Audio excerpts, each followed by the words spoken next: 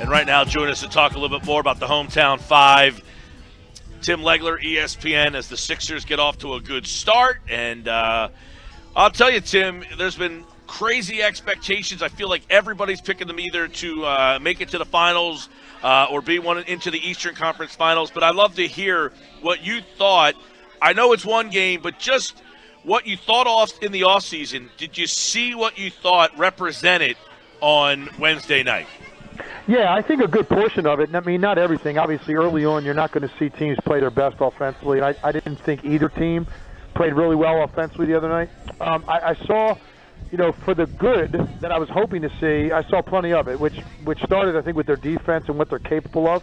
I think this team's got unbelievable potential to be a top five, if not the top overall defensive rated team in the league with the amount of length and size and also quickness. It's one thing to be big.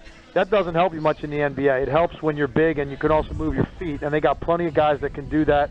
So I saw a defense that has the physical potential, but then I also saw commitment for 48 minutes, which is something this team has lacked over the last few years. I think they can go through lulls in games where they don't pay attention to detail and they take their foot off the gas a little bit on that end of the floor. I didn't see much of that the other night. That was a really good sign to start the year. So. And the other good thing I would say I did like was the fact that Ben Simmons was attacking the rim. I'm not as wrapped up in where he's taking the shots from as I am that he's taking shots. And the fact that he took 16 and he was that efficient and that aggressive in trying to be a finisher because it's the right play at that time, that was very encouraging to me. I think the one thing that I also saw I was worried about, and it did manifest itself in the first game, and I do worry about it going forward, I think this team is going to have a lot of rough nights from the three-point line. I don't think that's going to be something that's going to be very consistent for them. And we all know in this league, most teams are taking, on a bad night, they'll take 30. Some teams take 40-plus three-pointers a game. So, if they're at a deficit every night in the three-point made category, they have to be that much better on defense in other areas to make up for that. So I'm a little bit concerned about the shooting, but overall I thought it was a great first step because that was a very intense game. It was unlike most of the first games I saw around the league the first two nights, which were mostly shootouts. This was more of an old school, really get physical kind of almost like a playoff type of environment. So I was happy to see that they responded physically to the challenge. Yeah, you wonder, when they were going through their rebuild, the process and what they were doing, Golden State was doing what they were doing. And it seemed that people were trying to emulate Golden State. And I was always kind of saying, somebody has to do something different to where if everybody else is shooting threes, you better do something crazy different because you're not going to be able to shoot threes better than them. My question really is, can the Sixers win like a bully ball? Can they make other teams now conform to them? Yeah, that's a great question. I mean, look, time is going to tell on that because it's even hard for me to predict it because the league is so different than it was even 10 years ago and certainly 20 when I retired. So now the norm is to look for the three-point shot. And, look, you're going to run into teams that can really spread you out, and if they've got a bigger lineup on the floor, the one thing we don't know yet, because Boston didn't do a very good job of it the other night, because it's not like they've got a ton of great three-point shooters. They're going to be a mediocre three-point shooting team too. But there are plenty of teams in this league that can knock down 15 to 18 threes in a given night. And when they spread you out like that, and now you've got a bigger lineup on the floor, we have to see how can Philadelphia cover not only the lane as physically as they did the other night and surround the ball and make it really tough on guys trying to penetrate, but can they also then recover out and challenge and chase and continue to pursue throughout possessions to catch up to the ball. Boston wasn't a great example for that because I don't think they're a great three-point shooting team either.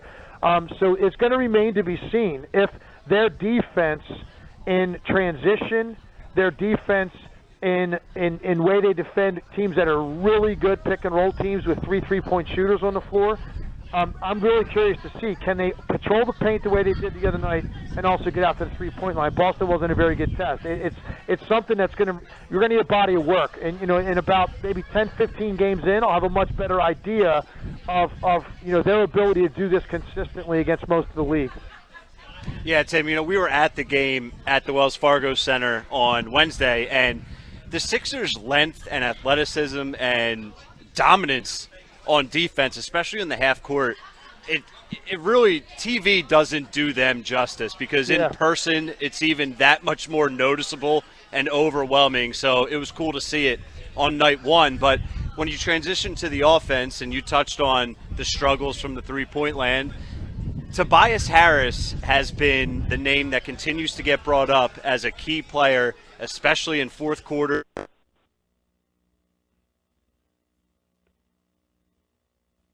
It just seemed everyone was very passive and like, should I shoot it or should you shoot it? Your turn, my turn type of thing. And I wanted to know if you saw any of that and what you expect out of Tobias Harris this year.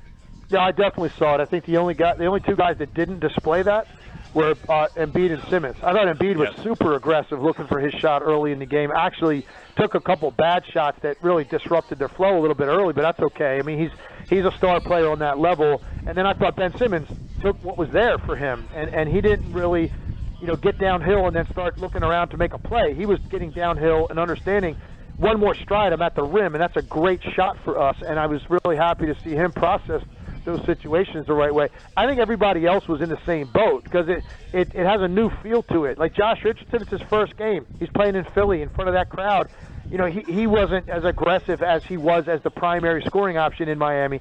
Al Horford, same. He's trying to fit in at this point, and Tobias Harris just signed a huge contract. So he probably has a little bit of pressure and expectation on him, and this is going to sort itself out over time. The bottom line is this.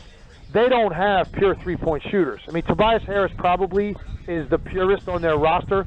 He's got the best stroke. He is a guy that has shot 40% on catch and shoots in his career in individual seasons.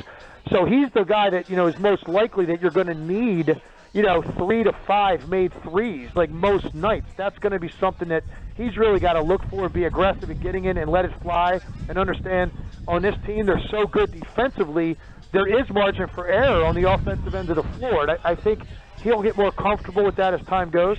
But if you really go down the roster, like every other guy, there's nobody else that jumps out to you that you say, I expect this guy to shoot 40% from the three-point line. Anybody that on a given night does it, you're going to be thrilled. But it's definitely going to be something that we are going to be talking about, I believe, all season. It doesn't mean it's going to prevent them from winning the Eastern Conference and playing in the NBA Finals, because I think they've got a great chance to do it. But it's definitely going to be frustrating throughout the year, particularly on a night when they run into some team that knocks down 16 of them and the Sixers make 5 or 6, and they lose by 6. We're gonna be talking about it the next day, and so we just have to be prepared for that and take this team for what it's really good at, and hope that they excel at the defensive end of the floor the way they did the other night, and then hope that they can beat you up physically, offensively with some of the weapons that they have. And I do believe it's possible. I think the Eastern Conference is absolutely ripe for the picking with this team. Tim, which style of Sixers team do you think Brett Brown likes coaching more and brings out Brett's best coaching? The old style where he had more offensive firepower because he loves the ball movement so much, or this type of team that's, as we were talking about, is clearly more of a defensive team than an offensive one? Yeah, from what I've always witnessed about these teams, it seems like Brett Brown has relished when he's had a stable full three-point shooters, and it's pace and quick shots, and everybody seemed like they had the green light to take the three whenever they wanted to, and he seemed to enjoy that style. But if I'm Brett Brown and I'm looking at what I'm capable of defensively with this team, like for me as a coach and all the games I've coached in my life, and I've had some teams that I've coached who were better defensively than others, man, you go to bed with a comforting feeling, knowing that you're not going to run into some juggernaut that you're not going to be able to deal with on that end of the floor. And this is the first time he's had a team that I think he can say that about. That makes you feel good as a coach because there is more margin for error because there's just going to be more strings of possessions that teams are going to struggle to score. And so you're going to be able to either catch up ground if you're behind. You're going to be able to extend the lead. And I think for Brett Brown, he's got to watching what was out there the other night and looking at it for the first time in an actual game that mattered against a good NBA team.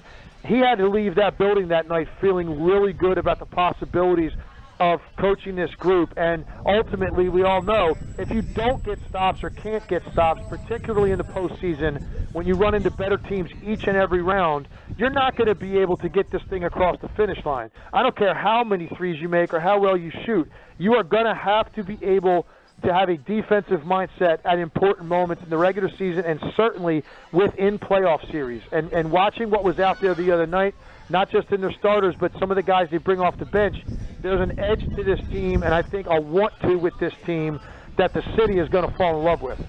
I just wonder when I ask that, is this his coaching wheelhouse, this type of team? Like, for example, no one would say Mike D'Antoni wants to coach a defensive team. Going back, no one would say Don Nelson is going to want a bunch of guys who can play defense, right? So I'm wondering if he might like it, but does this suit his wheelhouse of his coaching style? Probably not. I mean, honestly, I think offensively he's always coached a different style, and you're not gonna be coaching a style with this team where you're coming down and you're taking early threes 5 seconds into the clock, unless it's a couple of guys. Like, this is almost like a 90s offense in this regard. And I played in the 90s, and I was one of the guys that got to do it. But every team in the 90s, you had 2 or 3 guys that could take it when they got space, and you didn't care how many they took.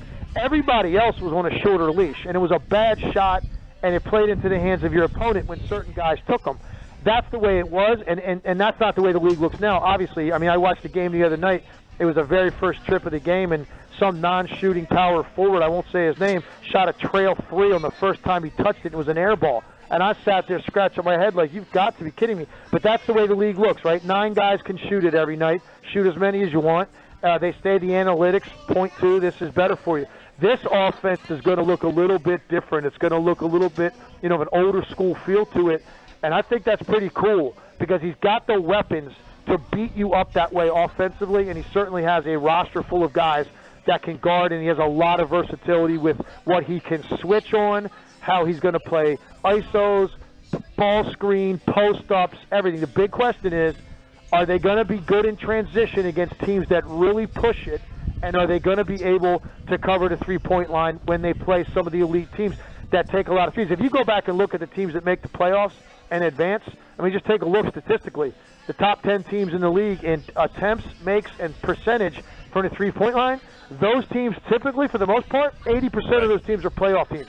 So when you play the better teams, that's what they're going to do. They're going to take a lot of threes, and that's what Philadelphia hasn't run into yet. It's early in the year, and they're going to have to see if they can put a bigger team out there and still cover that.